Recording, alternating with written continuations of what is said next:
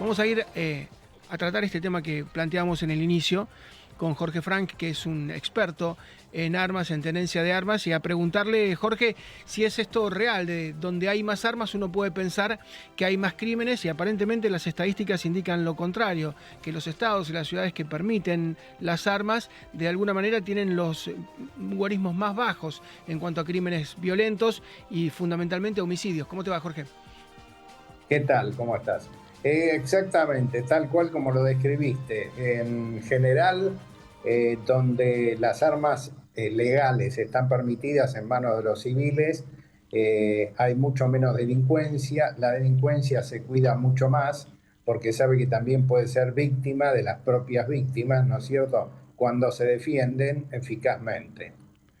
Así es, y veíamos una estadística, y esto lo digo yo, no te hago cargo, pero casi todas las ciudades que estábamos citando tienen alcaldes demócratas que no son proclives justamente al tema de las armas, y hablo de las tres más grandes, de Nueva York, Los Ángeles y Chicago, que son las tres más pobladas, pero después el Washington DC, la capital nacional, Filadelfia, Detroit, Baltimore, es como que hay como toda una división también ideológica, ¿no? Un sector que dice, por una cuestión de principios, no queremos las armas, los números aparentemente dicen lo contrario.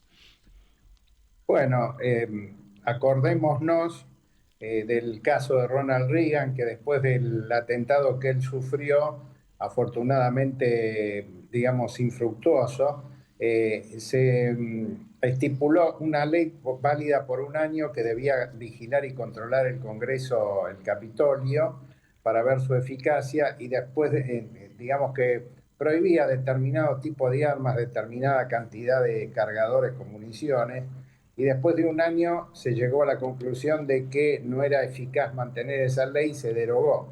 También en la época de Clinton, si mal no recuerdo, él intentó en algún momento tratar de crear algún tipo de prohibición respecto de la tenencia e importación de armas, no tuvo ningún éxito y después de después de la primera elección fue reelecto justamente porque él hizo declaraciones en donde él aseguraba que no iba a prohibir durante el siguiente mandato la tenencia y portación de armas como lo establece la Constitución americana desde su creación y en la segunda enmienda.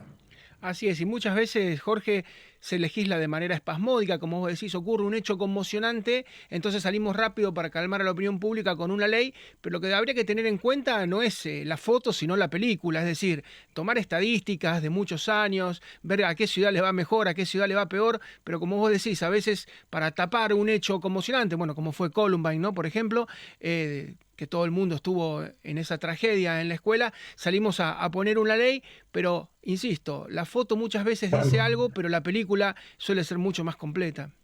Bueno, como tú dices, a los hechos me remito. Acordémonos también del juicio que se está llevando a cabo en Nueva York de el terrorista que con su camioneta embistió, entre otros, a 5 argentinos y los mató. No necesitó tener un arma de fuego.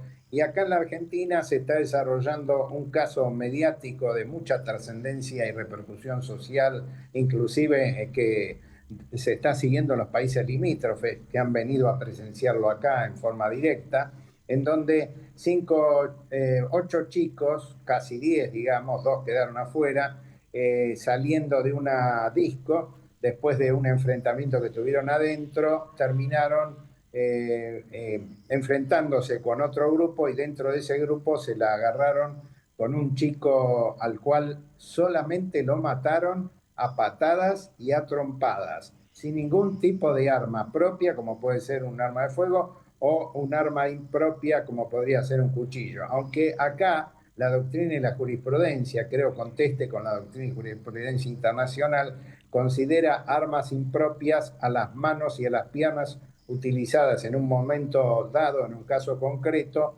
como que aumentan la capacidad ofensiva, y cuando se hacen simultáneamente y sin ningún tipo de interrupción, las mismas son consideradas armas impropias y se meritan judicialmente como si hubieran sido utilizadas armas propias. Así es, y La Corte Suprema de Justicia de los Estados Unidos ha tenido casos testigos. En el caso de Nueva York ha fallado a favor de que la gente pueda realmente armarse y da la sensación de que esta Corte, por lo menos que tiene 6 de sus 9 miembros de origen conservador, 3 nombrados por el expresidente Donald Trump, es muy probable que la Corte siga fallando en ese sentido a favor de la aportación y de quien quiera defenderse. Lo que pasa es que, bueno, no puede dar una legislación nacional, tiene que legislar estado por estado. Claro, exactamente. Bueno, recordemos también, si me permitís, en el año 1984, en el distrito de Dade, en Florida, en Miami, dos motociclistas que venían de un raíz delictivo quisieron atropellar con su motocicleta a un oficial de policía que les disparó para detenerlos, ¿no es cierto? Que de otra manera no lo hubiera podido hacer y además salvar su vida, y que fue juzgado después de varios años en el mismo juzgado de Dade, donde no hubo ningún tipo de repercusión y amenazas o agresiones sociales, como había sido al principio cuando el hecho se suscitó, que tenía características de, digamos, un hecho racial, que en realidad no tenía nada, absolutamente nada que ver, ¿no? Así es, Jorge, Y como... Sí, sí. absolvieron al oficial de policía, Ujú. un jurado compuesto por americanos, hispanos, latinos y hasta afroamericanos. Así es, Jorge, un gran abrazo como siempre y muchísimas gracias a tu disposición, ¿eh? Gran abrazo. Igualmente, como así, un abrazo grande.